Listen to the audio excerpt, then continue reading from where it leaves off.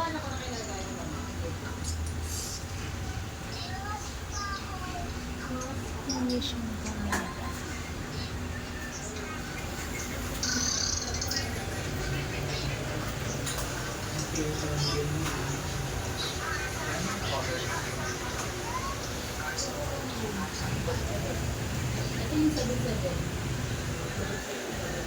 color yung Sa Pinas.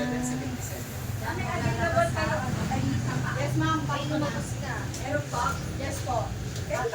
Yes po, pwede yung sabit dito.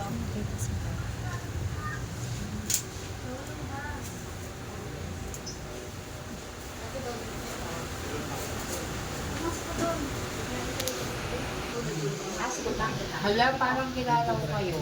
Oo. Ay, minigay pa siya dati. Dati, dapat manalo ulit to ha. Ay, grabe naman. Oo, nanalo siya nung nakaraan. Christmas party naman to ngayon. So, familiar. Pang night yan ha, night. Night ka. Kita yan, maputi siya. Nagustuhan niya yung makeup mo, syempre balikan ka niya. Diba? Galing. Christmas party nila ngayon. Sa Ayala. Ano yan? Sa may BGC. Ay, susunod. Uptown Mall. Sa Uptown Mall. Mapagod ng kaibigan natin.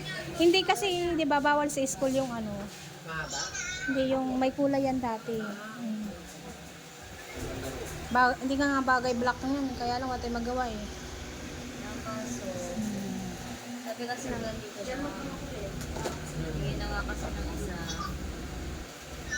Sorry pa rin talaga sa dati yung ratchara yung hair ko talaga nakulot. Ayaw naman niya na kasi. Di ba pinapakulot ko yan dati sa'yo? Ayaw mo ikulot. Eh yan na lumabas. Kulot talaga siya.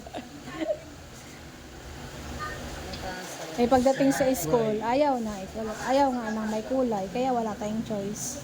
4 na taon pa siyang mag-ano niyan. Mag-suffer. Saka ka na may trabaho ka ng maayos, saka ka na magpaganda. Anong gusto mong gawin sa buhok mo?